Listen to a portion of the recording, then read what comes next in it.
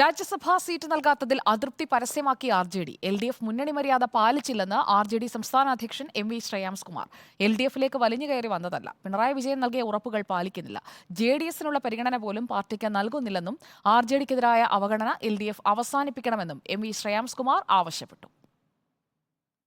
2018 നമ്മൾ LDFിൽ എത്തിയത്. ഞങ്ങളൊരു രാജ്യസഭാ സീറ്റായിട്ടാണ് LDFിൽ വന്നത്. 2022 കാലാവധി അവസാനിച്ചപ്പോൾ CPI സീറ്റ് എടുക്കുകയുണ്ടായത്. മുന്നണിയുടെ കെട്ടുറപ്പിന് വേണ്ടി CPM വിട്ടുവീഴ്ച ചെയ്തു എന്നാണ് പറഞ്ഞത്. അപ്പോൾ കേരള കോൺഗ്രസ് എമ്മിനെ മാത്രം വിട്ടുവീഴ്ച ചെയ്തുകൊണ്ട് മുന്നണിയിൽ കെട്ടുറപ്പുണ്ടാകുന്നത് എങ്ങനെ പറയാൻ സാധിക്കുക? മറ്റുള്ള ഘടകകക്ഷികളും LDFിലെ കക്ഷികളല്ലേ? നമ്മൾ തുടക്കം മുതലേ ആവശ്യപ്പെട്ട മന്ത്രിസ്ഥാനം എല്ലാവർക്കും നൽകി. മുന്നണിയിൽ അർഹതപ്പെട്ട ഞങ്ങൾക്ക് മാത്രം പരിഗണിച്ചില്ല. ഇപ്പോൾ ഒരു LDF യോഗത്തിലെല്ലാം തന്നെ 11ാമതായിട്ടാണ് ഞങ്ങളെ വിളിക്കുക.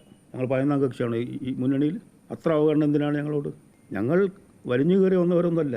ഞങ്ങൾ LDFിൽ ക്ഷണിച്ചിട്ട് കൊണ്ടുവന്നതാണ്. ഞങ്ങൾക്കാൾ എത്രയോ ചെറിയ പാർട്ടികൾക്ക് പോലും വലിയ വലിയ അംഗീകാരം നൽകിയിട്ട് ഞങ്ങൾക്കൊന്നും നൽകാത്തതിൽ പാർട്ടിയിൽ മൊത്തത്തിൽ പ്രതിഷേധമുണ്ട്. അത് മുഖവിലേക്ക് എടുക്കണം. VS രഞ്ജിത്ത് ചേരുന്നു നമുക്കൊപ്പം. VS രഞ്ജിത്ത്, വിളിച്ചു വരുത്തി ഇലയിട്ടു, പക്ഷേ ഊണ് വിളമ്പിയില്ല. പരിഭവം പറഞ്ഞു തുടങ്ങിയിട്ടും കുറെ കാലമായി, പക്ഷെ അതൊന്നും കേട്ടമട്ടില്ല. അതുതന്നെയാണോ അദ്ദേഹം ഇന്നും പറയുന്നത്? ഈ പുതിയ സാഹചര്യത്തിൽ എന്താണ് തീരുമാനം?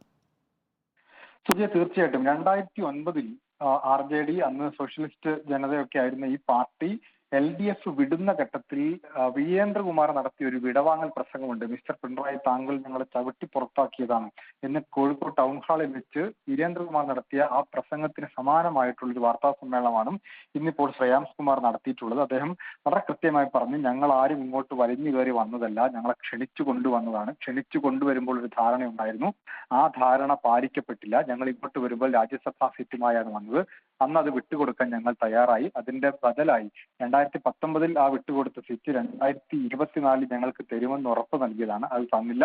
2024 ലോക്സഭാ തെരഞ്ഞെടുപ്പിന് മുന്നോടിയായി ഒരു സീറ്റ് ഞങ്ങൾ ആവശ്യപ്പെട്ടു. UDF ഞങ്ങൾക്കൊരു സീറ്റ് ഉണ്ടായിരുന്നു. 2024 ലോക്സഭയിൽ സീറ്റ് തന്നില്ല. മാത്രമല്ല അതിനുശേഷവും ഞങ്ങൾ വളരെ ശക്തമായി ലോക്സഭാ തെരഞ്ഞെടുപ്പിൽ പ്രവർത്തിച്ചു. അതിനുശേഷം ഇപ്പോഴും ഈ അവഗണന തുടരുകയാണ്. ഒരു മന്ത്രിസ്ഥാനം ഞങ്ങൾ ആവശ്യപ്പെട്ടു, അത് തന്നില്ല. ബോർഡ് കോർപ്പറേഷൻ സ്ഥാനങ്ങളിൽ JDSന് കൊടുക്കുന്ന പരിഗണന പോലും RJDക്ക് കൊടുക്കുന്നില്ല. സ്വാഭാവികമായിട്ടും ഇപ്പോൾ ഈ പാർട്ടിയുടെ യോഗത്തിന് ശേഷം പാർട്ടിയുടെ വികാരവും പാർട്ടി പ്രവർത്തകരുടെ വികാരവും മുന്നണിയെ നയിക്കുന്ന CPMനെയും അറിയിച്ചിട്ടുണ്ട്. അതിൽ ഉടൻ നടപടി ഉണ്ടാകുമെന്നാണ് പ്രതീക്ഷിക്കുന്നത്. UDF ഉൾപ്പെടെയുള്ള പല മുന്നണികളും ഞങ്ങളെ ക്ഷണിക്കുന്നുണ്ട്.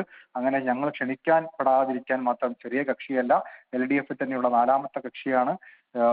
പഞ്ചായത്തിലെയും അതുപോലെ തന്നെ മുനിസിപ്പാലിറ്റികളിലെയും പ്രാതിനിധ്യം പരിഗണിച്ചാൽ വലിയ സ്ഥാനവും കേരള രാഷ്ട്രീയത്തിൽ അവർക്കുണ്ട്. അതുകൊണ്ട് സ്വാഭാവികമായിട്ടും അതിന്റെ പരിഗണന തന്നേ മതിയാവൂ എന്നുള്ള ഒരു മുന്നറിയിപ്പും താക്കീതുമാണ് MV ശ്രേയാംസ് കുമാറിന്റെ ഇന്നത്തെ വാർത്താ സമ്മേളനം. VS രഞ്ജിത്താണ് വിവരങ്ങളുമായി നമുക്കൊപ്പം ചേർന്നത്.